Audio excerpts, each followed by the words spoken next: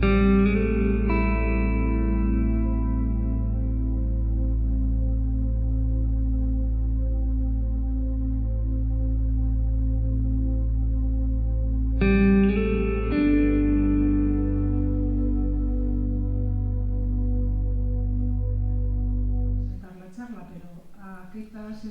hace falta que la presentemos mucho, porque ella misma dice, yo digo lo de subir, lo de tal, se ofrece a todo. Así que muy fácil. Bueno, buenas tardes, arratsaldeon, eskerrik asko etortzeagatik. Vamos a ver, un saludo de bienvenida tengo apuntado. Bueno, pues el saludo de bienvenida ya está. Quiero presentaros a Enriqueta Sesmero, a Queta, y antes de nada quiero deciros que tenemos que agradecerle el trabajo, la minuciosidad, con el cariño, con la dedicación que ha preparado la charla. Así que, sí, es verdad. Así que bueno, pues una vez que os presente un poco su currículum, os pediré que le aplaudamos fuertemente. Mejor después. Al final, antes también, aplausos siempre, antes o después. Bueno, pues Queta, deciros, tiene un currículum muy grande. Si los que sois amigos de Sinope habéis recibido, me imagino, la información, pero yo voy a resaltar que ella es historiadora por la Universidad de Deusto, hizo Filosofía y Letras y actualmente trabaja en la UNED como profesora y como tutora. Eso, como os digo, es una síntesis de su currículum. Y luego, ¿cómo hemos conocido a Queta para traerla hoy? Pues ha hecho un trabajo en las jornadas de patrimonio junto con las bibliotecas y hicieron un trabajo sobre lo que lleva de título la charla, que son mujeres conocidas y olvidadas de Getxo.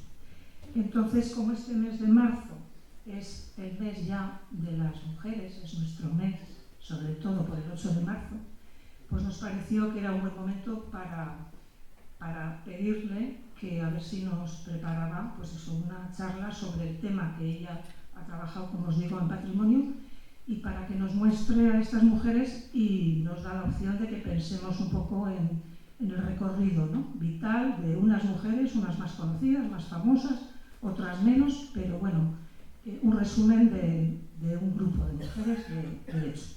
Así que, bueno, pues con Queta nos quedamos. Bueno, recordaros, siempre recordar, es que si no, los chicos nos dicen, hay que recordar que hemos puesto la cajita del dinero y también donde uno se apunta si quiere hacerse amigo de Sinope para que le mandemos la información. Dicho esto, pues, a la Queta, para ti. Bueno, muchas gracias. Itzaldia gaztelaniaz egingo dut, baina norbaitek euskaraz ezer galdetu nahi badu, egin dezala eta geronik itzuliko dut. Si alguien quiere ver por otra parte mientras yo esté hablando, preguntarme cualquier cosa, lo que sea, no tengo ningún inconveniente. Pues he venido a contar, ¿no? Estoy aquí arriba por casualidad, simplemente, y si habéis aplaudido, quizá a quien hay que aplaudir más que nada es a Susana Barrebrero, que es la responsable de bibliotecas de Getxo. Ella fue la que para estas jornadas me propuso, oye, si hacemos algo para mujeres, sí, pues mira, pero es que vamos a empezar con las de siempre, ¿y por qué no hacemos hoy? Porque hay algunas que no se conocen, y a partir de ahí, de darle muchas vueltas, que fue muy enriquecedor, pues sacamos las mujeres conocidas y olvidadas. Hicimos unas rutas que tenían bastante más. De todas las que hubo, que eran 60 y tantas, he escogido 32. Y sí que hay que tener en cuenta condicionantes. Primero, son todas las que están, pero hay muchísimas más que no trato. Me he limitado a un periodo que va desde el fines del 19 pues hasta los años, alguna llega un poquito más a la actualidad. Y sobre todo, algo importante, de alguna manera, incluso la que pueda parecer más curioso que no lo haya hecho, son mujeres públicas. ¿A qué eso suena muy feo? Empezamos ya por el lenguaje sexista, en el sentido de que han autorizado que su imagen o información sobre ellas esté no en redes sociales, sociales, porque eso no hay que confundirse, son espacios privados que estén en prensa, estén en algún otro sitio, ¿vale? Entonces, pues, por otra parte, yo he pensado, bueno, no os voy a dar la chapa de contar las biografías, lo haré un poco por encima. El dossier, es decir, bastante más datos, está en la red de bibliotecas, todavía está un poquillo en borrador, pero se puede consultar, podéis pedirlo como cuando queráis. Aquí lo que he tratado de hacer un poco más es una interpretación, o sea, es ponerlas todas seguidas, irlas conociendo y ver qué nos cuentan de la vida de Getxo. Y es que hay muchas formas de contarlo, porque incluso cuando iba preparando esto y venía para aquí, lo iba cantando una y otra vez. Por eso os digo que si queréis preguntarme, no tenéis ningún problema. La primera mujer que trato un poco, porque es que casi resulta obligada, pero es de quien quizás menos quisiera hablar, porque se va a hacer una biografía al parecer de ella y sobre todo porque bueno, pues está más ligada a Bilbao, pero si me interesa es por dos cosas. Primero, porque da una imagen del Getxo que visto desde fuera de la localidad se tiene idea, pues el Getxo neogurítico, el Getxo elitista y demás. Hay muchos más, como luego vamos a ir viendo.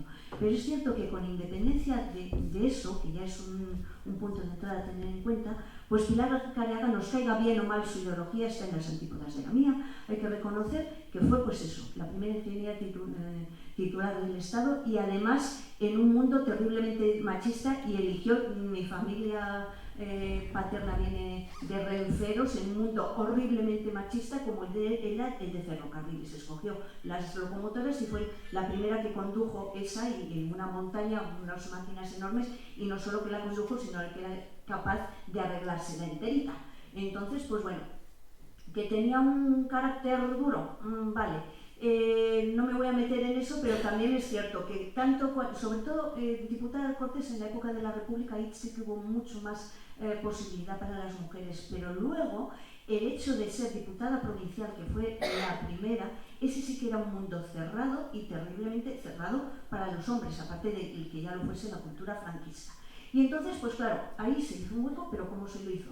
Pues por lo que se suponía que era más femenino, que eran las cuestiones culturales, las cuestiones socioprofesionales, y la verdad es que, bueno, pues hay que reconocerlo, lo hizo bien, porque dentro de lo que podía, pues la Escuela de Matronas de Basurto le dio mucha más amplitud, empezó a considerar a las personas con lo que llamamos con diversidad funcional o diversidad de todo tipo, antes se llamaba minusválidas o discapacitadas o tullidas.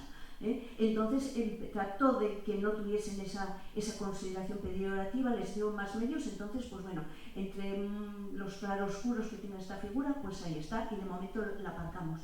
Lo que sí resulta más difícil de aparcar cuando estamos hablando de Getxo y de mujeres es esa cuestión de movernos dentro de las élites. Y la segunda mujer, la que tenemos, que fue la primera concejala, sí, la fecha ha salido bien, también viene un poco de esas capas, no quizá tan de la alta burguesía, pero una burguesía media alta que han caracterizado mucho a la localidad. Hay otras realidades. Fue primera concejal, bueno, empezó a ejercer en el año 67 y lo consiguió en buena medida porque era soltera. Sabéis que en época franquista, bueno, hasta el año 75, la mujer una vez se casaba, pues bueno, perdía derechos, o sea, no podía ni viajar, ni tener trabajo, ni tener una cuenta corriente, ni tener nada de nada, si no era con permiso del marido. Entonces, pues hubo muchas mujeres, yo lo sé por tradición familiar también, como ella, que bueno, pues para mantener su profesión, pues se quedaban solteras, ¿no? Yo no sé si fue el caso, porque no la he conocido personalmente. Y bueno, pues así se puede presentar por el tercio sindical. Dentro de las elecciones franquistas había tres. Los sindicatos, que bueno, era el sindicato vertical, había uno, y era un paripe, pero en fin. Luego era el tercio familiar, como no estaba casada, y luego el corporativo para las entidades. Y entonces, pues ahí estuvo hasta el año 74, en los cuales ya ese año hubo una serie de ceses, porque era el tardofranquismo, ya se veía que el régimen iba cayendo, y ya las siguientes elecciones que hubo en el 75 empezaron a ser democráticas. Mari, que era como se lo conocía, era enfermera, había sido enfermera de guerra y después se tituló como ATS y estuvo ejerciendo en un ambulatorio aquí. Y bueno, pues las fuentes dicen que tenía un carácter enérgico y duro. Esto hay que tener mucho cuidado, porque es que en la época realmente lo que se buscaba de una mujer era que fuese sumisa, mantenía pues eso, que hiciese lo que decía el marido, y realmente pues para moverse en ciertos ambientes había que tener reaños. En caso, pues bueno, era una buena profesional, y claro, cuando estuvo en el consistorio, de nuevo, el sesgo sexista, le tocó lo que se suponía que era más femenino, pues la beneficencia, la sanidad, y luego también la ayuda familiar de los empleados, pues que había pues a quienes tenían becas, familias numerosas y demás. Y hay que reconocerle que, bueno, tuviese la ideología que tenía, pues hubo cosas, por ejemplo, estuvo a favor de la devolución de los terrenos del troque de Jolasete y demás, aunque ya no lo compartía, pues supo anteponer los intereses de la localidad a los intereses propios. Bien. Entonces, ¿y qué pasa? ¿Es que todo hecho es así? Pues evidentemente todo hecho no se está moviendo en estas capas sociales, ni muchísimo menos.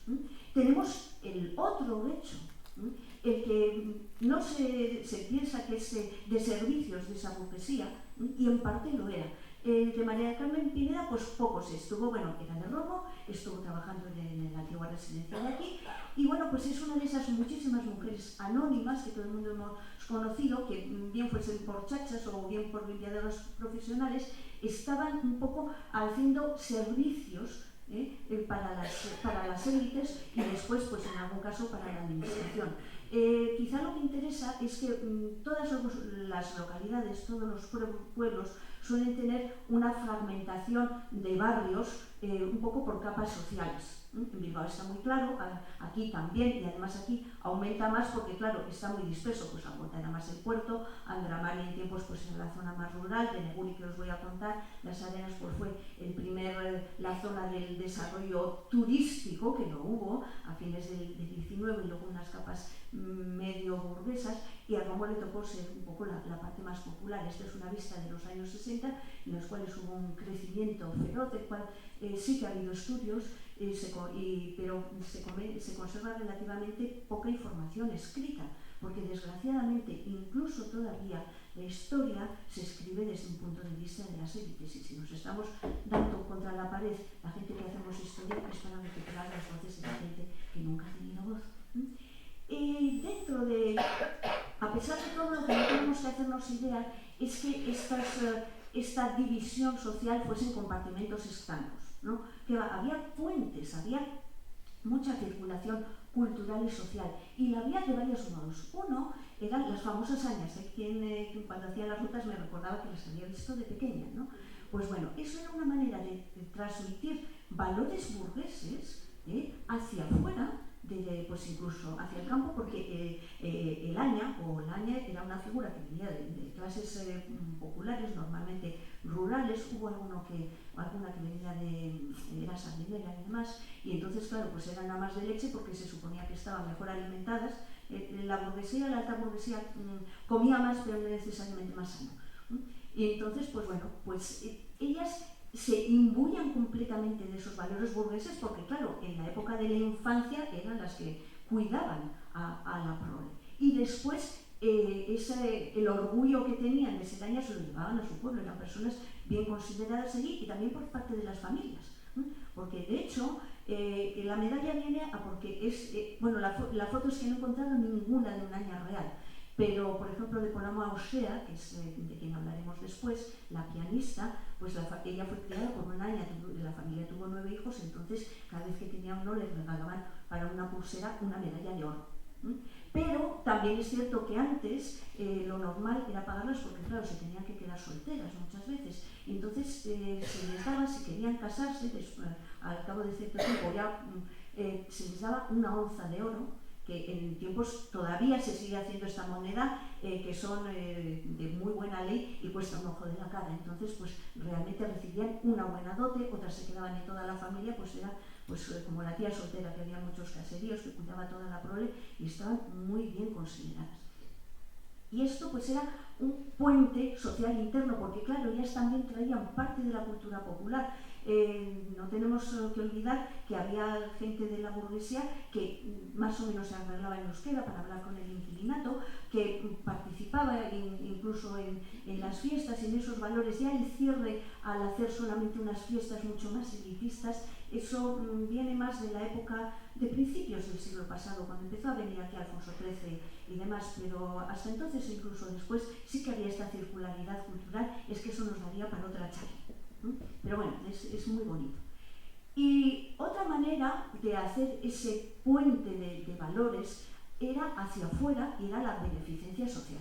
Y por eso he querido traer a dos personas que son de la misma familia, la familia Cortina, que eran respectivamente Aníbal Rosa, era tía, y después su sobrina. Estas señoras hicieron fundaciones pías. Puede que os suenen las escuelas del puerto, porque han cerrado relativamente poco, en los años 90. Y luego de la que llevaban las hijas de la Caridad. Y luego también hay otra que está en la calle de San Martín, que todavía tiene la placa de Feliz Gantay. Bueno, pues lo que hacían eran fundaciones sociales.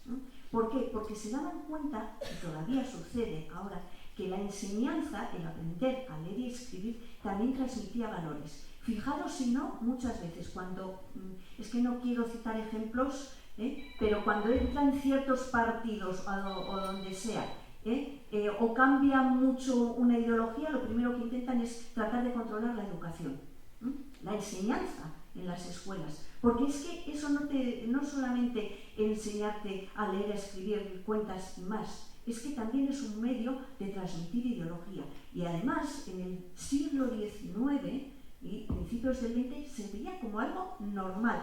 Incluso el desarrollo que se hizo a partir de 1856 de la ley Moyano de enseñanza, que era crear escuelas para niños y niñas en todos los pueblos, estaba dirigido a eso. Y hay que romper una lanza, que es algo que se olvida. Desde el siglo XVII en Vizcaya y también aquí en Guecho había maestros y maestras para niños. Otra cosa es que la escolarización pues llegase muy poquito, porque en cuanto tenían 8 o 10 años muchas veces se tenían que poner a trabajar. Entonces, ¿cómo lo hacían? Pues hicieron unas fundaciones, dejando un legado post-mortem. La familia de Rogelia ya se había casado con un primo suyo que vivía en Cuba. Era uno de esos indianos que se había hecho riquísimo con el comercio ferretero. No tuvieron hijos, entonces pues allí también en Cárdenas, en Cuba, pues él había llegado a ser munícipe, pues construyó una escuela, construyó una iglesia, y aquí pues ellas dieron dinero a los trinitarios, porque también era fijaros dónde está la iglesia de los trinitarios, es que ahora no hay mucha distancia, pero lo que querían es que hubiese alguien que pudiese dar pastoral un poco a media distancia de todas las partes del pueblo. Pensad que en los años, pues eso, 80, 70, 80, cuando se hizo la zona de las Arenas y demás, eran 4 casas, muy poquito. Entonces, y las escuelas estaban dirigidas sobre todo a niños y a niñas específicamente que fuesen de familias pobres, daba igual a la profesión de los padres o de las madres, o que si no era necesariamente la familia pobre, la niña tuviese que trabajar, porque, a ver, en cuanto tenían 7 años como máximo, que era y a veces antes uso de razón, ya les ponían a hacer algo, lo que fuese. En un taller artesanal, pues a limpiar, a llevar recados. En el baserri hasta con 3 años empezaban a darle a las chicas el grano. Entonces, claro, pues el tener lo que hoy diríamos una beca, un mínimo que la escuela no costase, e incluso una pequeña ayuda que pudiese tenerlas hasta que tuviesen unos 10 años, pues era importante. Y así además la burguesía cumplía, aparte de esta finalidad filantrópica, es cierto que también mitigaba las desigualdades sociales, y sobre todo estas fundaciones, cuando ya estaba empezando a aparecer el socialismo, que era muy beligerante, nada que ver con el Partido Socialista actual, que reivindicaba que la propia clase proletaria tuviese su educación y tuviese, claro, una ideología que era la pura lucha de clases. También había esa vertiente social. Y luego ejercer la caridad, que era una virtud cristiana. Se suponía que la persona, Dios quería, desde el punto de vista de este pensamiento de la élite burguesa, Dios quería el orden dado, vale, pero era una obligación de las personas que tenían dinero y tenían posición también mitigar la pobreza y sobre todo pues procurar también, en el caso de las niñas, que no se descarriasen, es decir, pues darle incluso, pues si alguna destacaba un poquito, guiarla que tuviese alguna profesión o colocarla en algún taller o de criada para que hiciese un dinerillo y se pudiese casar. Bien, entonces por eso yo las considero benefactoras sociales, porque es que cuando se habla de ellas he visto alguna vez que dicen, no, qué cinismo tenían, no querían cambiar las cosas. Y siempre cuando hagamos historia, por favor, vamos a intentar ponernos en el lugar de quien lo vivían, que tenían un tope. También no podemos juzgar a la gente de antaño con las ideas de ahora, lo cual no quiere decir que no reconozcamos las injusticias o las desigualdades, entonces como ahora.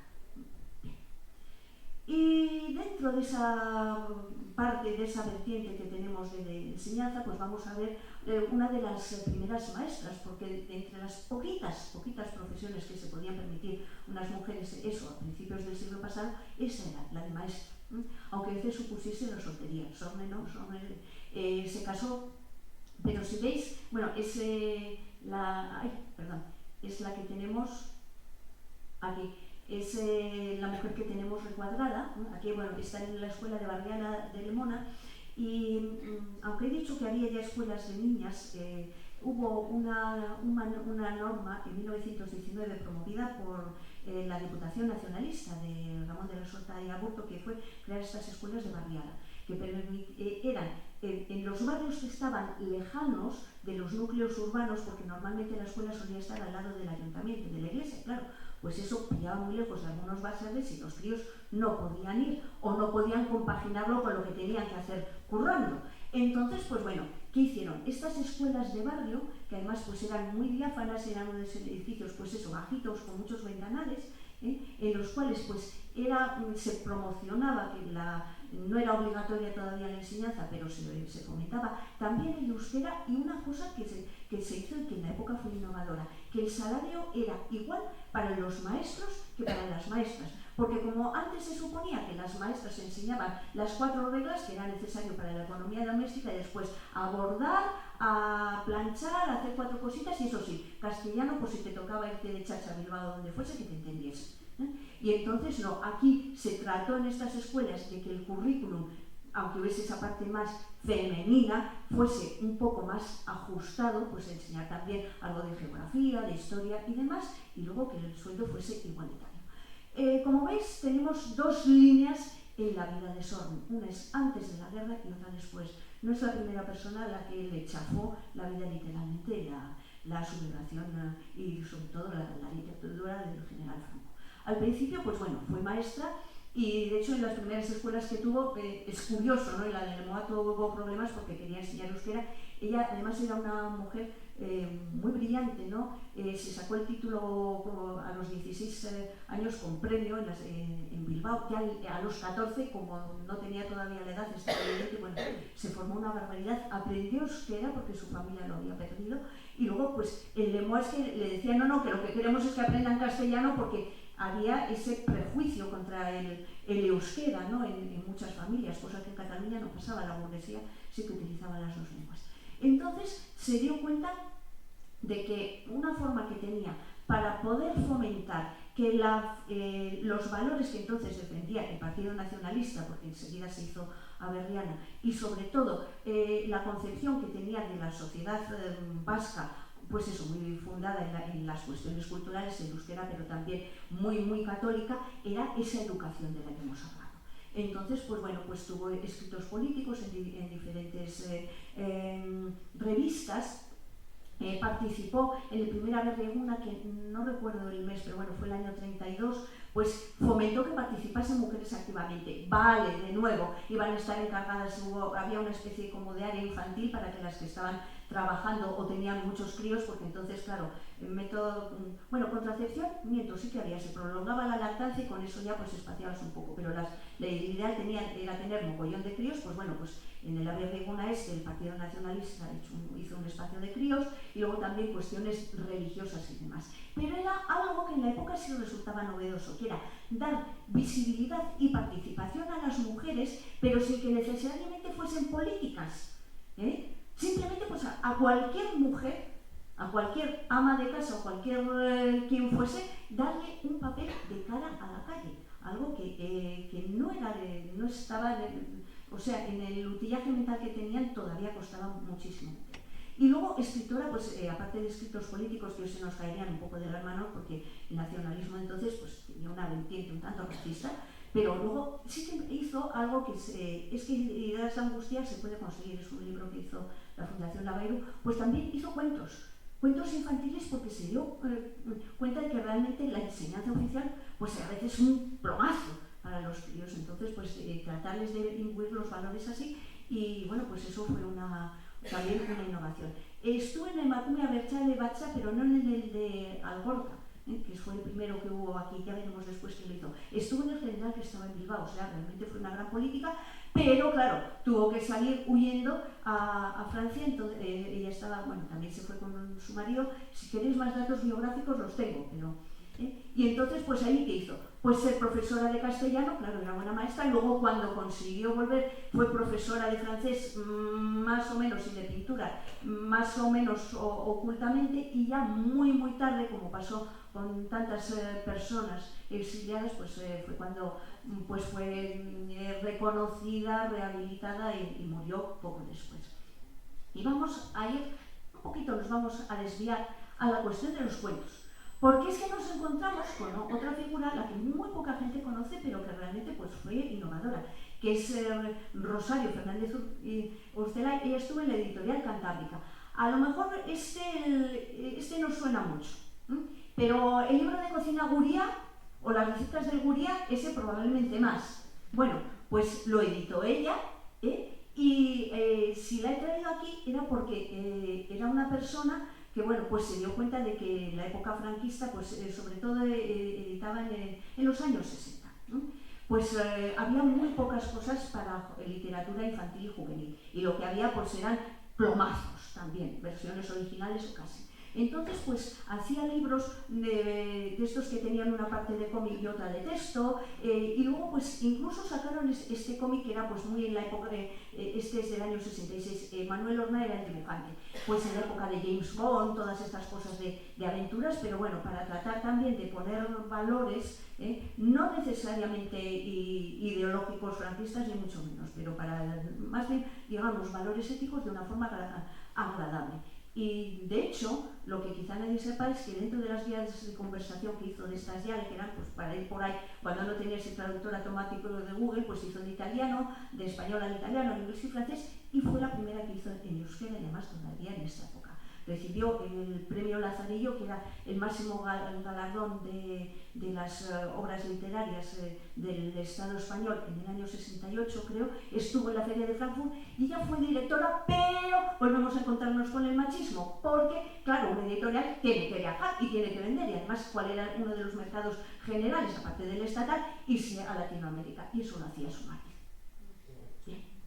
Y ahora vamos a ir un poquito para atrás, porque nos vamos a volver a cuestiones de acercarnos más a Sorbe, con dos personas que tienen unos orígenes distintos, porque es que incluso dentro de los exilios y dentro de la misma ideología que mantenían, nos encontramos con que también había diferencias sociales, aunque el resultado terminase siendo un poquito el mismo. Mercedes Iribarren venía de una familia, bueno, su aita había tenido los astilleros, lo que luego fueron los talleres estos de Gandio, bueno, fue represaliado, durante la guerra se los incautaron, en parte por ideología y también porque, claro, porque es que el bando sublevado necesitaba tener infraestructura económica, y entonces si la he traído como contable es por algo que sucedía que es dificilísimo de documentar, me cachis, que era que muchas mujeres realmente llevaban los negocios familiares, pero los llevaban de forma autodidacta o de puertas adentro. Ella tenía una hermana que tenía un taller de costura, pero bueno, de envergadura, otra tenía una tienda de ultramarinos y les llevaba toda la contabilidad, pero claro, eso no constaba prácticamente en ningún sitio, no era un oficio reconocido. Y bueno, pues luego su historia es, como muchas, muy dramática, pues ella se casó con Bingen Amecha, que fue el director general de educación primaria en el primer gobierno de Euskadi. Entonces, claro, os podéis imaginar qué pasó. terminaron, se fueron a Uruguay, y entonces, pues bueno, desde allí, aunque el principal núcleo de publicaciones y demás de cosas vascas estaba en Argentina, en Buenos Aires, bueno, es que en Buenos Aires, en Montevideo, hay un saltito, ¿no? Entonces, pues mandaba artículos, tanto de vida de la comunidad vasca que hay, como también tratar de mantener pues cosas de cultura vasca y llevarla, claro, a la segunda generación que estaba empezando ya por allí. Intentaron volver, una de las hijas se vino para acá y luego no quiso reunirse con la familia, total, que terminaron en Venezuela, y al marido le hicieron colega, porque yo también trabajo en archivos, y entonces, pues bueno, pues estuve en el Archivo General de la Nación de Venezuela y ya murió allí, y ella solamente pudo volver tardísimo, y ya volvió a Navarra, y la familia se quedó quebrada para siempre, porque claro, aparte de la prole la habían traído a Guecho para no perder las raíces, y claro, con 16, 18 años que te manden a Venezuela, pues con cierta lógica, pues la hija no quiso, ¿no? Entonces, Rosario Larrinaga también era otra maestra, y de nuevo tenemos las barras, porque eso es lo que le tocó vivir. Era una maestra, ella venía de una familia relativamente humilde, y también pues estuvo haciendo en la escuela elemental, y ella no se casó. Y bueno, pues ya tuvo problemas incluso en la época de la República, porque en la escuela en la que estaba empezaron a dar ella y dos maestros euskera extraescolar. Entonces, a ver, ojo, porque es que ha habido repúblicas de izquierdas y de derechas y de todos los colores, que lo de republicanos por aquí, franquistas por allá, hay que matizarlo. Y entonces, pues bueno, pues total, los expedientaron porque aquello no podía ser, era una escuela nacional. Tuvo suerte porque el que luego sería el Lehendakari Aguirre, que era el alcalde de Guecho, lo que hizo fue crear unas escuelas que fuesen unas escuelas municipales, y ahí pudo seguir impartiendo. Pero, pues, ¿qué pasó? Claro, que en la época de cuando entraron los nacionales tuvieron que cogieron a todas las criaturas que pudieron, se marcharon a Laredo, y después de una serie de peripecias por Iparralde y demás, terminaron en Sinón. En un castillo de esos del Loire, bueno, pues sí, pero ella no terminó en el castillo viviendo estupendamente, terminó en el pueblo haciendo de cocinera.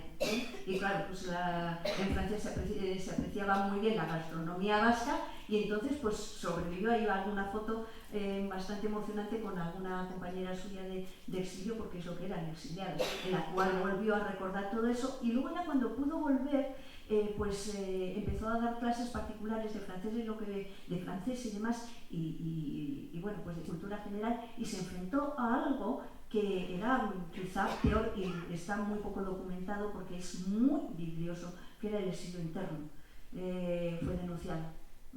Entonces fue denunciada, y probablemente pues, le dieron una celada, era pues poner en la tienda, en el escaparate, un cartel a favor de pues, las Fuerzas Armadas, bueno, no sé qué, y no quiso. Entonces, pues bueno, la expedientaron, también se organizó un petate, y solamente ya muy tarde, cuando ya estaba jubilada, era muy mayor, en Extremes, creo que fue el año 75, 76, salió una ley que anulaba todos los decretos, o sea, todas las represalias que había habido contra el magisterio, y les daba una rehabilitación, o sea, pues eso, les volvía a poner en activo por muy poco tiempo para que se pudiesen jubilar y tuviesen derechos y una pensión. Y esos exilios interiores son muy duros, porque claro, muchas veces no lo puedes contar a nadie, ¿no? Y lo ha habido, no solamente, a ver, no es una cuestión solamente de derecho, lo ha habido en todos sitios, desgraciadamente. Por eso, si algo interesa el aprender historia, si algo vale que estéis aquí, o que yo de mis clases, o lo que sea, es que luego cuando vayamos hagamos que entendamos mejor la realidad que tenemos, y sepamos también transmitirlo a la gente que tenemos alrededor, y sobre todo a las generaciones que vienen después, a las cuales deliberadamente no se les está queriendo enseñar historia, o no se les enseñaría, porque se les enseña un peñazo de historia política. Y si no conseguimos eso, que sea para mejor, que sean lúcidas y conscientes, y que sepan que, aunque en conjunto las libertades a lo largo de los siglos avanzan, puede haber grandes retrocesos, si no podemos comunicar eso, habremos perdido miserablemente el tiempo. Yo la primera. Bien, vamos a irnos ahora a otro ámbito que se consideraba muy femenino en la época, que era el de las artes. Hay muchas más, pintoras y todo, no doy a más. He escogido unas cuantas, sobre todo por los contrastes que puedan tener. de Paloma, pues bueno, venía de una familia, es muy curioso, su tatarabuelo, a principios del siglo XIX era un irlandés y ahí le ha pedido que se vino a negociar en Bacalao, pero a negociar por mayor y había dado cuenta que, bueno, pues eran unos negocios millonarios porque con la cantidad de días que había que comer pescado, que eran todos los de Cuaresma, la Pascua de Resurrección, la Pascua de Navidad, todos los viernes y todo eso, pues, y además ¿cuál era el único pescado? A ver, aquí tenías las sardineras, vale, pero es que lo que hacían era importarlo a través de Bilbao sobre todo o de algún otro puerto y llevarlo al interior de la península por unos caminos que eran un asco, no estaban asfaltados ni nada, entonces claro, ¿qué resistía? Pues el bacalao al salazón. Total, que el señor hizo muchísimo dinero, después continuó y la familia Artiñano, Aristides de Artiñano, pues es una figura muy interesante. Este señor era pues era un polígrafo, escribía un poco de todo, él fue un ideólogo forista, luego no exactamente nacionalista, pero le dio sus pinitos filosóficos y demás, entonces pues bueno, y venía de una familia pues eso, cultural y socialmente de muy buena posición, y luego pues bueno, ella se casó con Emilio Botín, el del Banco de Santander.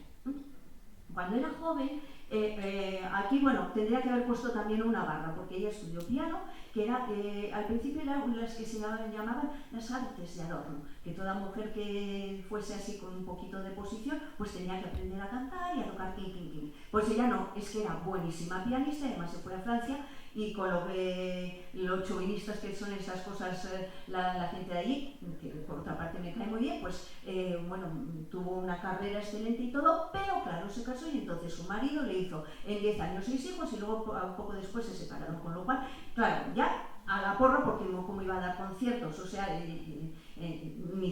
ni se planteaba, ¿no? Entonces, ¿qué hizo? Pues, ¿os acordáis de ese mecenazgo? Pues bueno, fue mecenas, pero de una forma quizá más sutil todavía, porque en vez de invertir dinero, que también lo hizo, solamente lo que hizo fue potenciar asociaciones o potenciar a gente o potenciar instituciones y otros mecenas que fuesen buscando personas dotadas para la música, en concreto para el piano, pero luego también para otras cuestiones musicales y promocionarlos. Pues el concurso de piano de Santander, claro, es que diréis, ella era de aquí, pero casi todo le miras el currículum, pues era más que nada por el marido, entre otras cosas porque claro, la forma que tenía también, vuelvo a hablar, que estamos hasta cuando empezó, pues todavía era en la época franquista, pues bueno, pues tener el amparo de los Botín, que allí en Cantabria eran y son un mundo, pues bueno, pues hizo allí el concurso de piano, luego también hizo la Fundación Albéniz en Madrid porque fue muy astuta para marcharse para allá. La Escuela Superior de Música Reina Sofía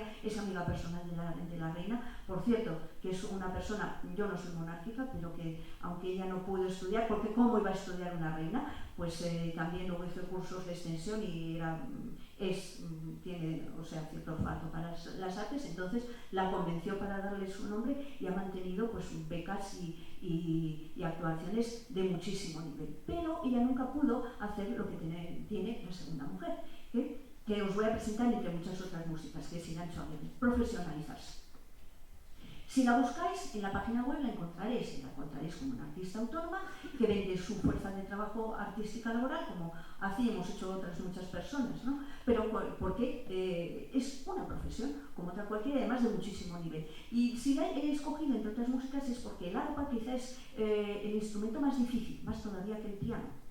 Y entonces, pues bueno, esta mujer es de muchísima calidad, ganó la beca Gillian para estudiar la beca Nicanor Zabaleta, que es otro artista donostiarra, es una de las mejores, quizá la mejor beca europea para marcharse a la Gillian School of Arts de Nueva York, luego estudió en la Universidad de Yale y bueno, pues es muy buena, pero bueno, tú tienes una boda, tienes un evento, lo que sea, puedes contar con ella.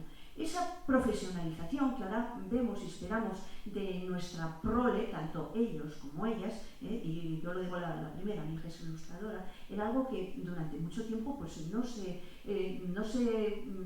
tenía en cuenta o que era dificilísimo de conseguir. De hecho, es que de esta mujer prácticamente no he encontrado nada, el antifaz no es suyo. Ella era de aquí, de hecho, Judith Aguirre, y sabemos muy poco, sabemos que cantó en el año 1947, tuvo gran éxito ahí en el Teatro Buenos Aires, no es el programa de su canto, sí que había algunas otras cantantes, pero claro, para evitar, ella venía de una familia relativamente acomodada, burguesa, entonces para evitar el oprobio de que la identificase con una artista de varietés, que era ya el paso inmediato a, con perdón, ser puta. Entonces, claro, pues si quería ser medio profesional, si eras aficionada no pasaba nada, lo sabía todo el mundo. Pues se ponía un antifaz, la pobre iba cantando ahí para que nadie la reconociese. Que ahora nos puede parecer algo gracioso o dramático, ¿no? Este es el Teatro Buenos Aires. Bueno, la foto es un poquito posterior de los años 60, pero no varía mucho, ¿no? Pero es que algo parecido le pasó a Maribí Bilbao Goyoaga. O sea, Ángela Valverde en los años 60 era como cuando ella empezó a estudiar con el círculo bueno, en cultura hispánica, que era una asociación que la potenciaba el régimen, ¿de acuerdo? Lo que pasa es que dejaba a los institutos de cultura hispánica locales cierta autonomía. Entonces el de Bilbao, pues así a la chica callando tenía una parte de, pues eso, en la biblioteca, una parte de Glorias Patres y José María Femán y todo eso, y luego pues a partir de ahí pues metía bastante más carga de lo que parece. Pero ella tuvo que empezar con un seudónimo, y es que lo dije, es que mi padre, si se llega a enterar de que yo actuaba con mi nombre y era actriz, me mata. Claro, por el oprobio, porque una de las cosas que hemos tenido que padecer las mujeres y que todavía curiosamente y están surgiendo entre la juventud, si se me ponen los pelos como escarpias, es la presión social. O sea, muchas veces tú quieres hacer algo y tu familia puede que te lo admita, pero no te atreves a hacerlo o no puedes por el qué dirán, o porque se te puede echar la gente encima, ¿no? Esas formas que pueden tener bueno, pueden llegar a cosas muy dramáticas. Entonces, pues bueno, ella se ha puesto el grupo Aquelarre, fue porque fue una de las fundadoras en el año 66, entonces se decidió, claro, hacer contestación cultural y contestación sociopolítica a su manera. En este grupo, ¿qué hicieron? Pues de la forma una forma inteligente y que la censura de la época, que era muy fuerte, no podía soslayar. ¿Y qué era? Pues traer clásicos dramáticos y montarlas, pero clásicos europeos. Entonces, claro, montar un Ibsen, que tiene mucha carga social, o montar a Beckett o cualquier obra de estas, era pegarle una patada al régimen. Pero es que eran personas, o sea, dramaturgos de tantísimo calibre que nadie podía decir ni mu. Luego ella, pues bueno, terminó, hizo una serie que es Aquí no hay quien viva, de Antena 3, muy famosa, pero y eso que la ha hecho más conocida. Y además como actriz secundaria, la terna secundaria muchas veces cómica, pero lo que no sabemos es que estuvo nominada para el Oscar para un corto, y no sé, lo tengo por aquí, en el año 2007, a ver si me acuerdo que fue, Éramos pocos, de Borja Coveaga, con quien trabajó bastante, y luego también otro corto de Eduardo Chapero Jackson, que es Alumbramiento, consiguió en el mismo año el León de Oro de la Mostra de Venecia, que es bueno, dentro de los certámenes de cine es buenísimo, y sobre todo de cortometraje. Lo que pasa es que tendemos a considerar que el cortometraje o los papeles secundarios son de menor valor. Los cortos son verdaderas joyas porque tienes que concentrar mucha historia en muy poco. Y los papeles secundarios, muchos actores y actrices que luego se han hecho famosos han empezado así, porque es que realmente son el contrapunto que le dan al personaje principal y es el que está manteniendo la historia sin que se note.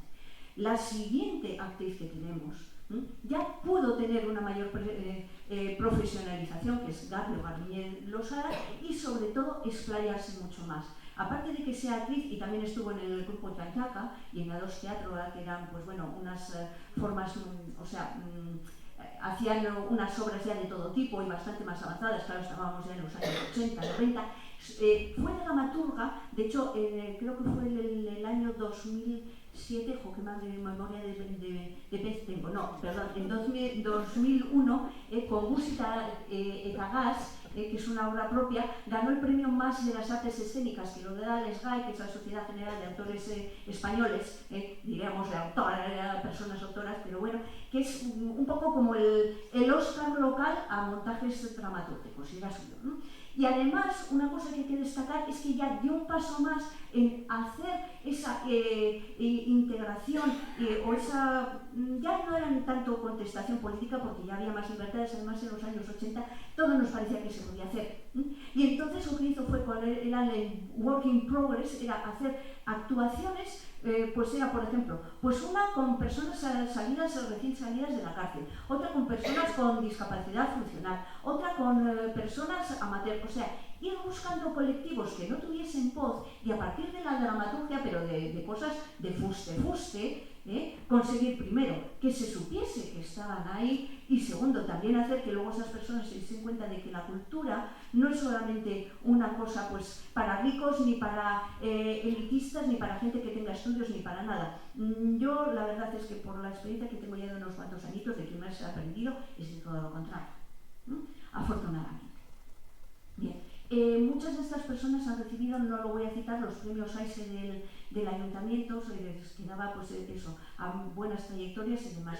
En el dossier, que creo que os he dicho que está se puede consultar en la red de bibliotecas, ahí lo tenéis y además todos los premios, porque la red de bibliotecas, o sea, ni os hacéis idea de la información que tiene, es la recarada para que podáis buscar a toda esta gente, pero está súper fenomenal. Bueno. Y luego ya otro paso más todavía ha sido las profesionales, y de aquí pues he escogido dos, como había 222, ¿no? Begoña Usín, estas ya pudieron estudiar, literalmente hacer un máster en artes escénicas, que son relativamente recientes. Begoña Usín, entre otras cosas que ha hecho, se ha dedicado a trabajar con grupos de mujeres en Munguía y en Leioa, como mínimo, como directora. Y luego pues Inés Bermejo es que es danzarina, y buena por cierto, pero ya es un paso todavía más, que es ser productora. Es decir, no solamente yo hago mi propio espectáculo, me lo monto, sino que además lo que hago es me busco el circuito de distribución, me busco quien me lo financie, o sea, buscarse esa independencia, porque claro, si tienes que estar dependiendo de un productor, al final es quien te abre o te cierra el grifo de la pasta, y tienes que tragarte a lo mejor lo que no quieres hacer. Pues ella ha sido productora y es productora de sus propios eventos y la verdad es que algunas performances que son instalaciones, o sea, eso que tú entras y no sabes con lo que te vas a encontrar y normalmente te encuentras como mínimo con una sorpresa, te puede gustar o no, pero el caso es que no te deja fría y en última instancia el arte es eso, que te causa sensaciones y emociones, que no te deja igual, bueno. Y dentro de productoras también tenemos a Sara Íñiguez. Había pensado en Enchufaros Música, pero aparte de que yo aquí sí que, bueno, me casco esto, pensé, uy, pues no, les digo que se vayan a la biblioteca, que ella tiene la discografía de esta moza, y además pues la van a disfrutar muy bien. Porque es que, bueno, si la vemos en ese plan sesentero es porque le dio la santa gana, o sea, ella está todavía en activo y su discografía es actual. Lo que pasa es que le gustaba y se ha dedicado al Sunshine Pop, que es pues simplemente eso, un pop tirando a sesentero, pero que mezcla un poquito de todo. Ahora tira pues a cosas más ácidas con soul y no sé qué. Yo ahí me pierdo, soy bastante analfabeta en cuestiones de música moderna, pero bueno, es que aparte de que ha sido cantante, pero en realidad es que es la líder de su propio grupo, porque a ver qué se me ocurra, La Oreja de Van Gogh, tú tienes un grupo, pues tienes la cantante, pero no necesariamente, bueno, en este caso no sé, pero muchas veces, o Mecano, un caso más claro, ahí la cantante no era quien movía el cotarro o compañía, ella se lo ha hecho prácticamente todo y ahora pues también produce, con lo cual tiene su independencia de hacer lo que le venga a ganar, que me parece estupendamente bien. Y ya, hablando de música pop, aquí también me fallo, pero tenéis el enlace, ¿no? Y es que en YouTube ahí pagas y aunque pagues, en cuanto ya los he escuchado una vez, casca. Pero esta señora, que no tiene nada que ver, que es Adele, ya es inglesa, ganó un Grammy que es como el Oscar de la música pop en el año 2011, bueno, se lo dieron en 2012. Y claro, nos pensamos que los discos cogen, se ponen con un micrófono, con las tetas, chumba, lo graban y ya está. Llevan un curro de narices, se lo montan, lo mezclan, lo cogen, cortan y todo eso. Y entonces, para hacer este disco, y sobre todo la principal canción que es Set Rain on Fire, que es, enchúfale lluvia al fuego, que es una canción bastante compleja, pues hubo 12 personas, 11 hombres y una mujer, que da la casualidad que era aquí. Beatriz Bertola es una de las científicas, o bueno, de las ingenieras que tenemos, de ingenieras de sonido. Hay más científicas ahora, como ves, es que claro, ya la cuestión de informáticas, ingenierías y demás es muy reciente, entonces ya se me sale un poco de lo que quiero tratar. Pero es que además Este sí que es un mundo muy masculinizado, sobre todo porque se ha tenido que ir a países anglosajones. Aquí los estudios de producción son un páramo. Es que esta moza ha trabajado con Kylie Minogue, con Britney Spears, bueno, con gente de muchísima calidad, de esa que apalea la pasta por cada disco que saca, y entonces pues entre los 11 ella fue casualidad la que dirigió la masterización de la canción que llevó el disco principal al Grammy. Entonces, pues chapo. Bien. Vamos a ir ahora a otro sector de servicios, ¿no? Que aquí, pues bueno, tendríamos que ponernos en el comercio, pero el comercio, ahí también nos podríamos tirar horas y horas y horas, ¿eh? Es una pena porque estuve tentada de poner una que era muy guapa, además de top model, pues para poderme lucir yo, que tengo un cuerpo igual, la he quitado, pero lo que vamos a ir es a cuestiones de ese otro comercio que está ahí y que muchas veces no tenemos ni idea. A alguien a lo mejor le suena esto.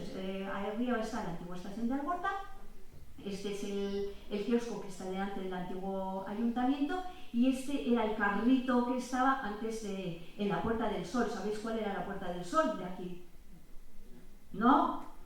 Mira, pues a mí me lo han contado, pero he terminado saliendo delante de lo que era la antigua estación del ferrocarril de Las Arenas. Era un poco el mentidero, o sea, lo que se consideraba el centro, pues era ese paraje que se montaba, y era el kiosco que, bueno, desapareció porque era de madera y luego pues tenían que hacer, le llamaban el carrito porque es que antes lo que hacían estas mujeres era ir, pues eso, con un carrito, pues vendiendo chucherías.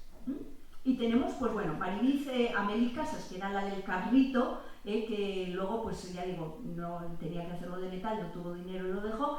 Matilde, que era el de Algorta.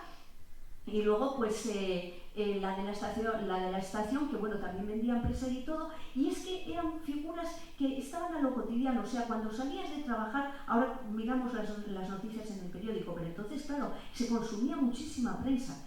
Y por otra parte, el papel de enseñar a las criaturas a administrarse la paga, a comprar, a vender, y luego lo que era el dulce, es que ahora tienen de todo, pero el irte los domingos a comprarte las pipas y yo qué sé, los caramelos y lo que fuese, y además encontrarte con una figura que era muy cercana y todo, pues han creado historia. Luego algunas se le ha reconocido también haciéndolo en Chupinera y demás, pero son esas que siempre han estado ahí, nunca te das cuenta.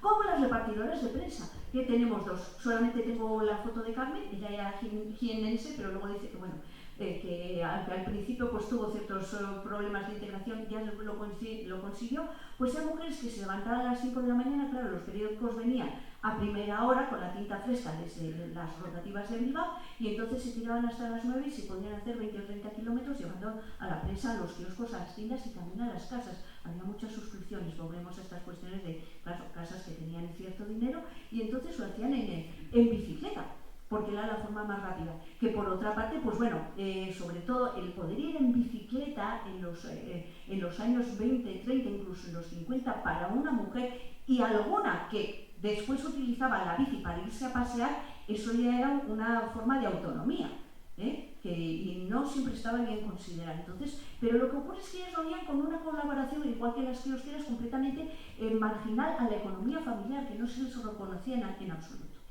Como les pasaba a las sardineras, que eran, pues bueno, ellas eran las que se encargaban de lo esencial de la comercialización. Y la sardina, claro, es que se vendía donde sardina frescue, literalmente, por eso los cestos eran tan planos, porque tenías que, y se utilizaban mujeres y también a niñas, sobre todo, porque en cuanto descargaban, en el puerto de Algorta tenías que, a toda pastilla, ponerlas en horizontal, porque es que el hielo además era muy caro de conseguir. No siempre se lo podían permitir. Y tenía que ser en horizontal porque si las apilabas se chafaban enseguida. Y salían a hacer los repartos. Las últimas estuvieron trabajando al lado del que era el mercado después. Hubo estas, ha habido muchas más. Entonces, pues bueno, eran mujeres, aquí sí que yo estuve mirando y me sorprendió, no lo he podido tratar, ¿no? Que tenían una barbaridad de hijos, eran unas familias numerosísimas. Y luego caí, hombre, si en la época, pues eso, a lo largo, en el siglo XIX, incluso después, cuando no tenías ni píldora ni preservativos ni nada, la única forma de poder espaciar la natalidad, porque claro, el débito conyugal no le podías decir que no al marido porque era pecado mortal, pues que era más lactancia. Pero es que estas mujeres no se lo podían permitir. Muchas veces es que literalmente alguna, como ella, como nuestra vigilaria, fue año en Bilbao a aprovechar, pues eso, que tenía muchísimos hijos, aprovechar la leche y claro, empezaban a trabajar enseguida, destetaban, porque alguna persona mayor se encargaba de cuidar a la prole, porque es que si ellas no vendían lo de la sardina del marido, ¿quién la iba a vender? No podían, porque además aquí no había industria conservera, no era como en Bermeo o en Ondara. Entonces, pues ha quedado ahí, de ella se sabe un poquito más. Y esta mujer es que, bueno, tiene una historia impresionante. Carbonera es que, claro, la playa, sobre todo la playa de Beaga, tenía mucho escarbio, o sea, los restos que venían con las mareas de lo que caía, de la polución, pues era menudo. Entonces iban con un rastrillo, recogían esos restos, era ir al cesto, y entonces, pues ella con su hija se iban por ahí a venderlos por las casas. Hizo de todo y al final terminó de limpiadora de aseos públicos municipal en el ayuntamiento, que ha sido una figura que se ha tenido por despreciada muchísimo tiempo. Ahora afortunadamente pues con la gente de limpieza municipal pues cobra muy bien. A ver, yo puedo dejar de ir a mi trabajo una semana y no pasa nada que deje la gente de limpieza. Y esto, hablando de playas y demás, nos lleva ya un poquito al tramo final de la chapa que os estoy soltando. ¿Qué va a ser? Pues claro, ahora nos vamos a pasar más a las arenas, porque antes hemos estado un poco más en el Gorta, y vamos a hablar del turismo y de los baños. Porque aquí, a ver, si se desarrolló las arenas, sobre todo fue una burbuja inmobiliaria y en parte comercial. Lo que pasa es que salió muy bien, que comenzó en 1865 y demás, donde no había prácticamente nada, era una padura, o sea, unas marismas, pero claro, entonces ya se sabía, porque entonces ya se había empezado a conocer que existían los microbios y los gérmenes, porque hasta entonces nada, las enfermedades eran un castigo divino que venía por el aire.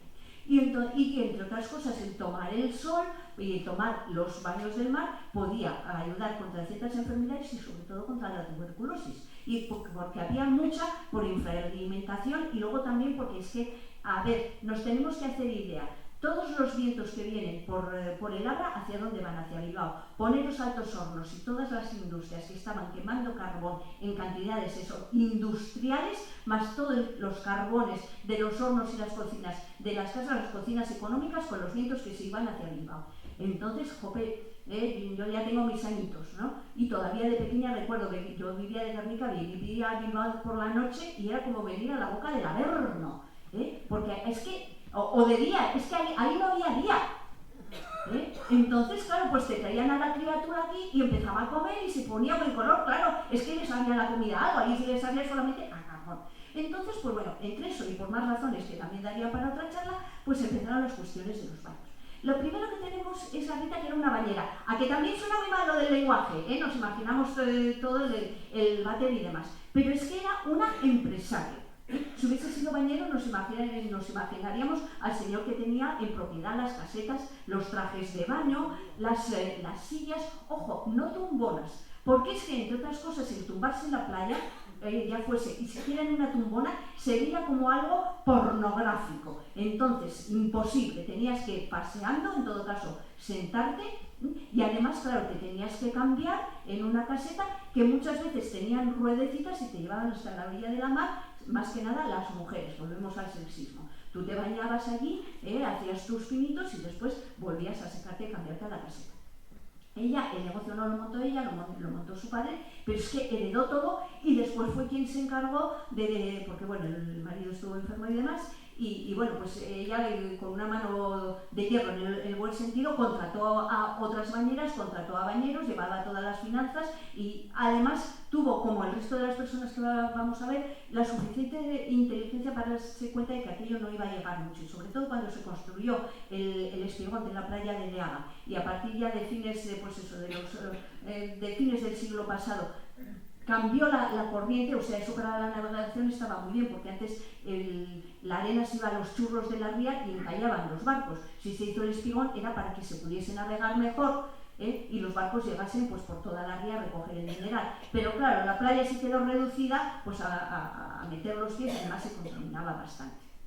Entonces, ¿qué hizo? Fue invertir en inmuebles, como también hizo Felipa Agustín-Gorré y su familia. De que, bueno, que ella ya venía, y su marido, venían de una familia que había tenido, de hecho, creo que fue el marido, el primero concejal por Las Arenas. Pero bueno, ya habían tenido algunos inmuebles, pero ella llegó a ser la 11ª propietaria, ella, de solares y de bienes inmuebles en Las Arenas, porque se dieron cuenta de que, claro, primero, si funcionaba bien la cuestión del turismo, que también la época en la que nos estamos moviendo, lo siento, pero es que se ve muy mal y no he podido conseguir el plano original, pues mientras durase el turismo de la alta burguesía, que duró hasta prácticamente la República. Cuando venía Alfonso XIII, claro, él venía aquí a comer sardinas, a tomar el sol y también a hacer negocios con toda la gente de las fábricas. Pues todo el mundo procuraba acercarse a ir al club náutico y demás.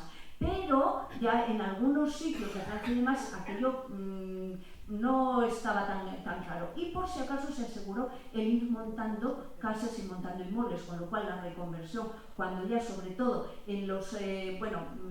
Felipa murió antes, ¿no? Pero en el caso de Rita, pues ya cayó la demanda, pues pudieron vivir vendiendo las casas, primero alquilándolas y después simplemente vendiendo lo que tenían. Y ellos lo que tuvieron fue el segundo paso, ya no era solamente los baños, sino que tenían una fonda, pero ojo, hoy una fonda nos parece que es un poco un tugurio. No, la fonda realmente eran unos buenos hoteles, pero tenían las casas de baño también con agua de mar, en las cuales tú podías tener tu bañera, todos tus servicios, tus agapes, y bueno, pues estaba muy bien consideradas. El siguiente paso era tener un hotel. Y el hotel, pues lo tuvieron.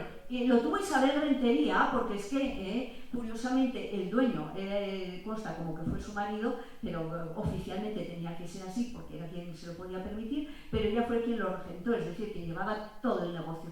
En realidad, lo tuvieron en Algorta, era un edificio que estaba hasta hace relativamente un poco cerca del mirador de Satistegui. Eran dos casas, una era de viviendas, otra era el hotel, y tenían como una pasarela alta, que unía uno con otro.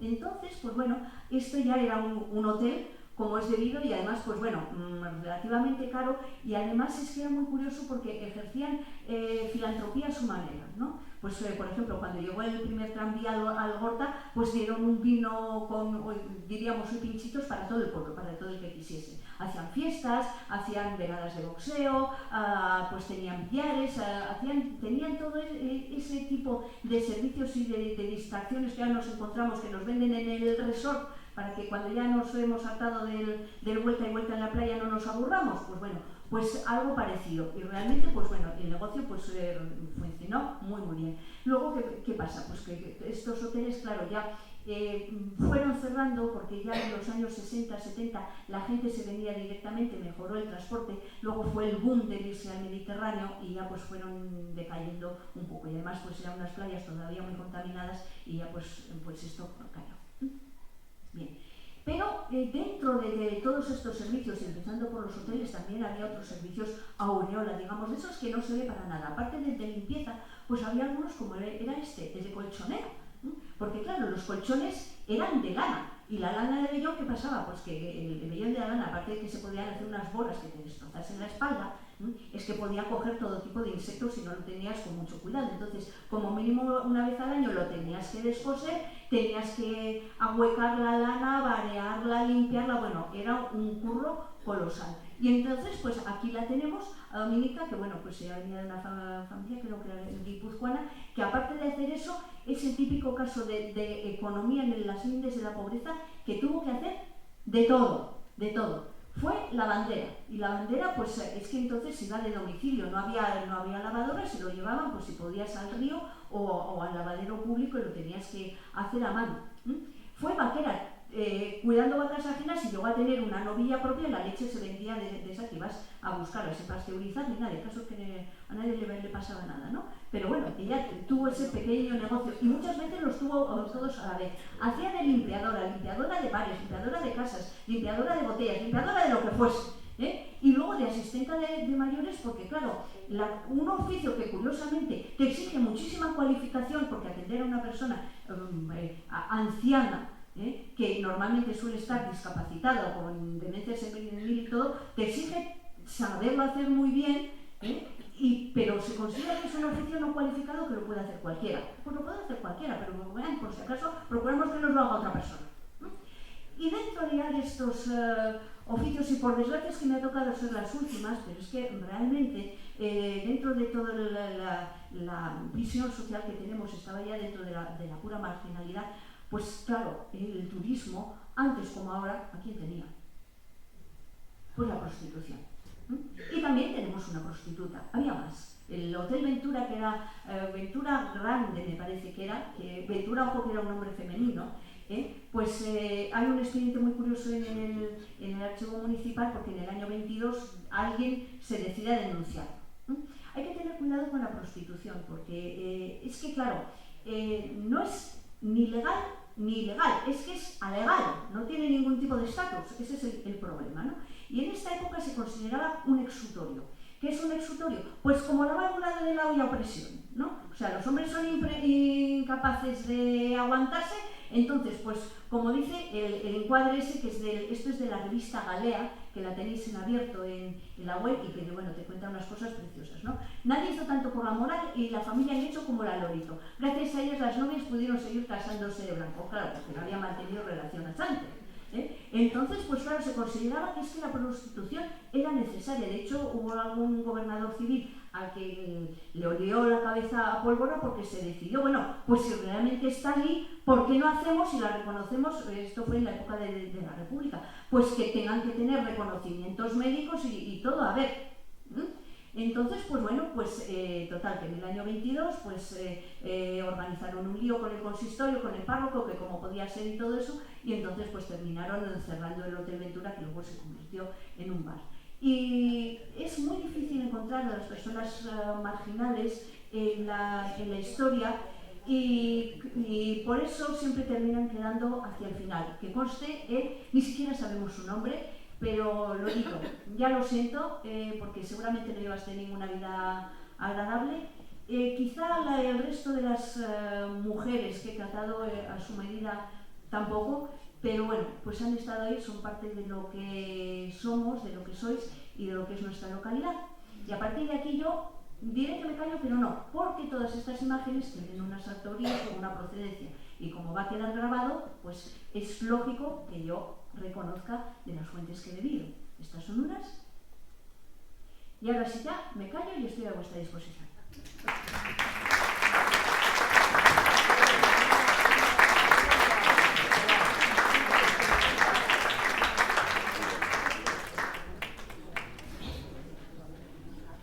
Si queréis preguntar algo, encantada. Y si no, pues también.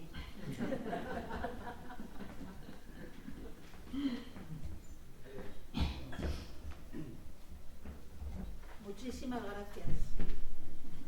Gracias a quienes estáis aquí, porque si hay algo que a quienes hacemos historia, al menos a mí, es o sea, no solo cargar la mochila con lo que aprendes, es poderlo contar y que le sirva a alguien, si no es que para ti lo hacemos, ¿no?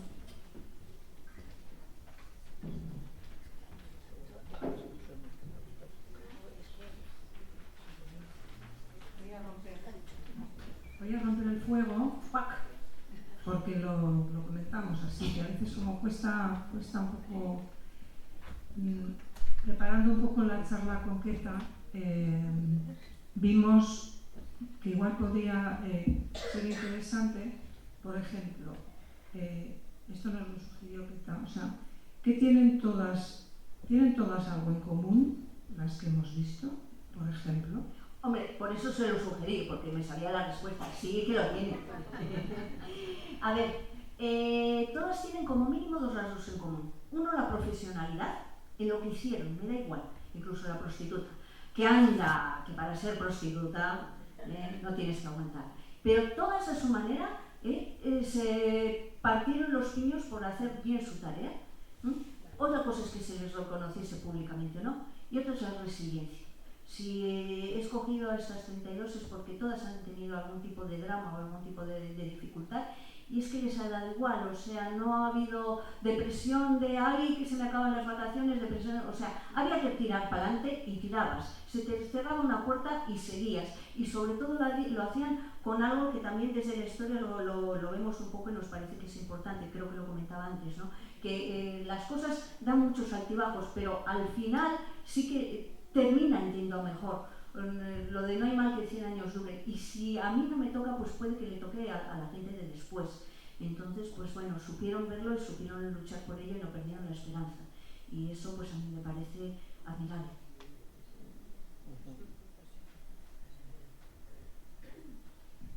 Nos decía Queta que una de las críticas que se le hicieron cuando las jornadas de patrimonio, que fue que por qué no se había tratado el tema del asociacionismo femenino. Sí. Las jornadas y en otros foros, ¿verdad? Que decías que... Fueron, sí, sobre todo en las jornadas. ¿Y por qué no has hablado de las asociaciones de mujeres y tal? Bueno, a ver, ya lo he dicho antes, primero porque tenía que escoger. Y luego porque es que, el asociacionismo es todo un mundo, o sea, todas las asociaciones de mujeres o las asociaciones culturales, que hay muchas, es que hay que tratarlas mucho más, relacionándolas unas con otras y poniéndolas más en su época y más en contexto. Es un tema muy complicado, y entonces, pues claro, pues realmente no me daba, me parecía que era meterme un poco en camisa de 11 varas. Pero eso no quiere decir que no reconozca su labor, ¿no?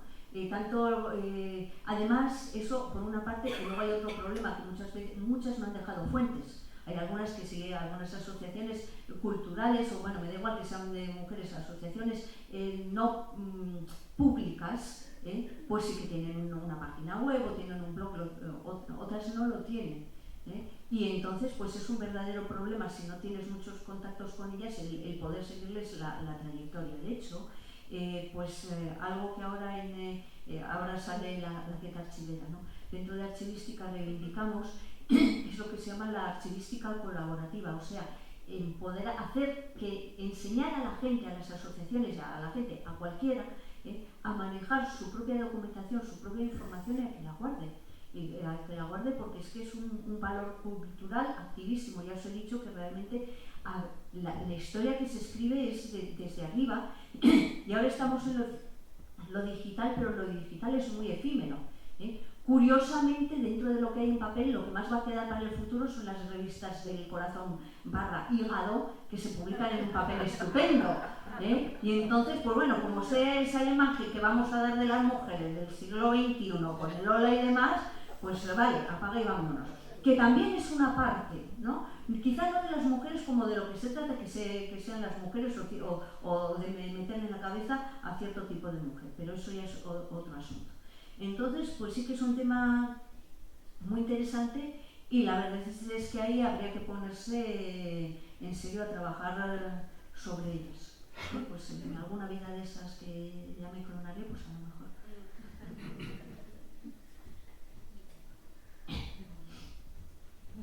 Y finalmente, yo ya no tengo más preguntas, o sea que a ver si os animáis a hacer algo. La última es, ¿cómo sacar a la luz a las mujeres olvidadas? Pues, a las mujeres olvidadas y a los hombres olvidados, que los hay también, a la gente olvidada, quienes somos de la profesión difícilmente la vamos a sacar. La vais a sacar quienes estáis al otro lado del escenario. Lo que necesitamos es memoria.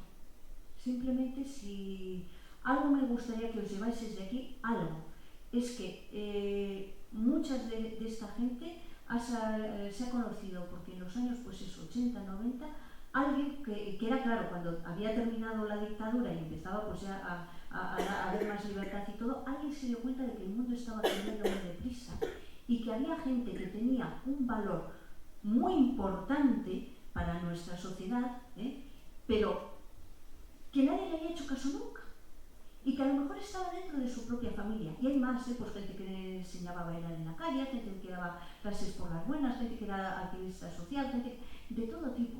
Entonces, pues yo qué sé, ¿quién ha hecho la historia y que ya se empieza a hacer? Pero por ejemplo, la historia de la tricotosa, en los años 60. La historia de las mujeres que tenían un montón de criaturas y aparte del trabajo que tuviesen por ahí, o se tenía la tricotosa o la máquina de coser, porque claro, tenía que pasar la ropa y a veces pues hasta le vendía a la vecinita, o en los ratos que estabas ahí cuidándolo a lo que fuese, pues tejías y hacías un jerseycito. Todos esos pequeños trabajos, o los dulces caseros, o esas tiendas a las que tú te ibas a comprar. Había cuando venía pues, por aquí una calle en la calle esta que viene la transversal que lleva hacia la estación de tren, pues hay una tienda que viene con cosas vascas y demás. ¿Cómo se enseñaba? O sea, cuando no podías hablar en euskera, ¿por qué no se perdió? ¿Quién lo tuvo? ¿Quién lo enseñó? Se tenía, y no era una cuestión base brutal, es que muchas veces se hizo también en los mundos urbanos, y muchas veces el poder de irte a reunir a la costura era la única oportunidad que tenías, pues de eso, o de cantar, porque incluso, a ver, de las fábricas sí que a las mujeres, sobre todo de los talleres, se las hacía muchas veces salir cantando, entre otras cosas, porque claro, si salías cantando no salías pensando en otra cosa. A ver cómo que ibas a cantar en euskera. Pues cosas así, hay muchísima memoria. Y entonces, pues claro, nos gustaría, y de hecho el ayuntamiento me comentaba, Susana, pues tú coméntalo siempre, que recogemos testimonio. Además, eso se puede recoger anonimizado, o sea, yo puedo contar toda la historia de mi familia y solamente, o sea, no tengo por qué dar ningún nombre, ni lo puedo dar o no lo puedo dar, porque hay gente a la que no le importa y otra que quiere más privacidad. Pero es que si no, vamos a tener la condena de que cada vez más lo que vaya conociendo la gente joven y de aquí a 200 años sea lo de siempre. Y yo la verdad es que como historiadora estoy hasta las narices de encontrarme con lo de siempre. Y es que ahora tenemos los medios porque sobre todo tenemos la conciencia. Hasta el siglo XIX, y yo no rompo una alza ideológica, o sea, de marxismo ni nada, pero hay que reconocer que el marxismo, o sea, clásico, lo que hizo fue dar voz a la clase obrera. A las mujeres no, al principio, a los obreros. Pero es que hasta entonces lo que llamamos las capas subalternas, o sea, lo que no eran burguesías ni gente acomodada y demás, simplemente no existía. O si existía, te lo encontrabas de una forma tangencial, o por represión, o por juicios, pero no podía expresarse como tal. Ahora tenemos muchísimos medios. A ver, si es que jope, hasta te encuentras a una persona, un mantero, con todos los respetos, y tiene su móvil. Todo el mundo tenemos medios de dejar información y medios de transmitirla. Pues vamos a aprovechar eso y vamos a guardarlo. Y de hecho, incluso ya hay un archivo estatal, que es un archivo de movimientos sociales. Bueno, yo no he visto lo que tiene ni los criterios, pero está tratando de recoger este tipo de testimonios. Y aquí el ayuntamiento, cualquier cosa, porque luego, pues eso, ya os pueden ayudar, pero cualquier tipo de testimonios de eso, sobre todo de gente mayor o de no tan mayor, porque hubo el cambio de la gente que nos está muriendo, casi toda la generación de la guerra, pero el brutal cambio ideológico que ha habido y vivencial que ha habido entre los años 60 y 70 a la actualidad, pues ha sido la monda. Y eso, pues bueno, a mí me ha tocado ya en parte y a otra gente también. Entonces, pues os invito a que nos ayudéis. Bueno, pues ahora sí que el aplauso. Para Pepa Cisneros,